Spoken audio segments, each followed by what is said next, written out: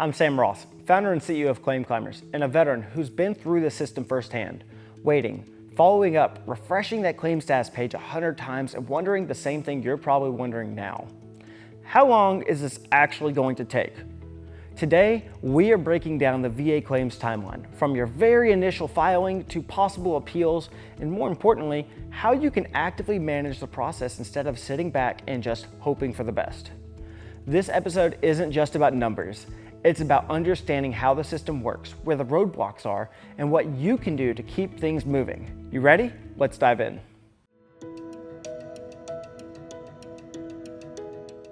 Let's start with initial claims, that very first time you file for VA disability compensation. According to the VA, most initial claims take somewhere between 100 and 150 days to process. That's 3 to 5 months on paper. But we all know the reality. Some claims sail through 2 weeks, some in 60 days, others take 6 months, 9 months, even a year or more. So why is there such a massive range? It comes down to 3 main factors: how complicated your claim is, how complete your evidence is, and where your claim is being handled.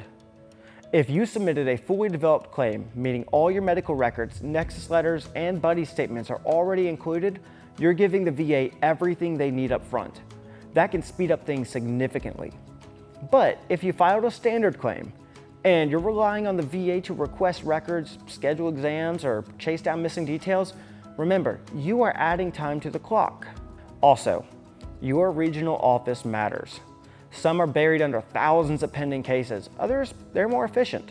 Where your claim lands can affect your timeline, even if your case is perfect. Now, let's say your initial claim comes back denied or rated too low. What's next? This is where the appeal process begins, and with it, new timelines. Let's break it down.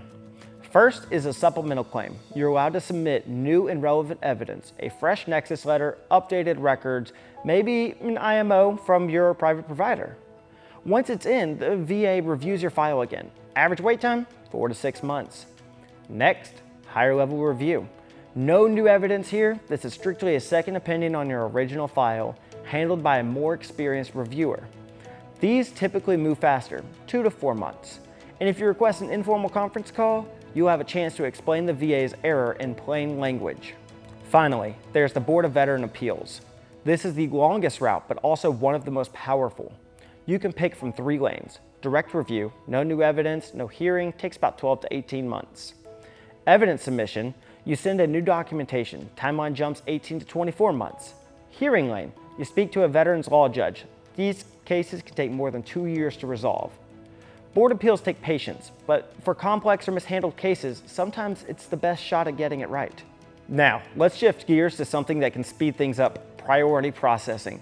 This is if you're facing financial hardship, homeless, or at risk of homelessness, terminally ill, or over the age of 85. You may qualify for expedited review. With the right documentation, these claims can move in as little as 30 to 60 days. And yet, a lot of veterans who qualify don't even know this option exists. So if you're in one of those categories, let your representative know early. The key is proving it. That might mean eviction notices, letters from your doctor, or a statement of income. But once it's flagged for priority processing, your claim moves to the front of the line. Now, let's talk about the part that really frustrates veterans: delays. None of us like delays. Delays happen for a lot of reasons, some within your control, some not. Here are the top 5. Your first one's going to be missing or incomplete forms. You forgot to sign something, you checked the wrong box. It sounds small, but these issues can stall your claim for weeks before anyone even contacts you. 2, the VA is waiting on you. If they send a letter asking for more evidence and you haven't responded, your claim just sits there. They won't deny it right away, but they won't have anything to move forward with either. 3, C&P scheduling delays. These exams are often outsourced to third-party contractors. If appointments are full or paperwork is delayed, it holds everything up. 4, regional office backlogs. Some VA locations are slammed. If your file lands in one of those offices, it might wait longer, regardless of how strong your claim is. And 5, complex claims. Mental health claims, multi-system conditions, or rare diseases often take more time. They may need a second opinion, a specialist review, or more documentation. So, what can you actually do about all this?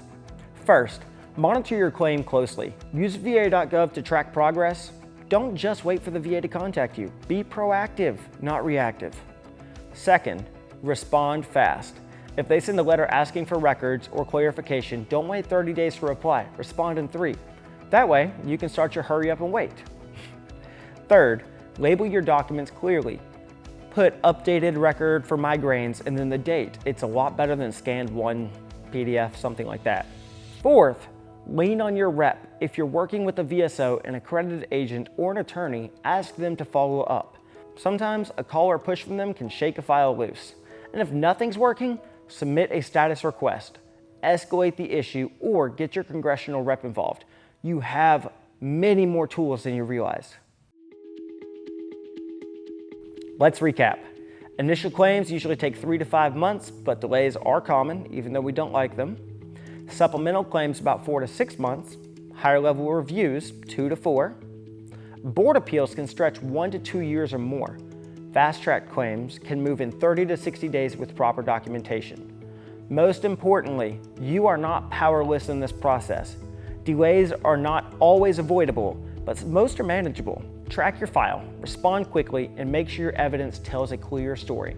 And speaking of delays, one of the biggest bottlenecks in the process is the C&P exam. In our next episode, we're going to break down exactly what you should expect during that appointment, how you should prepare for it, and how that one exam can end up shaping your entire VA rating.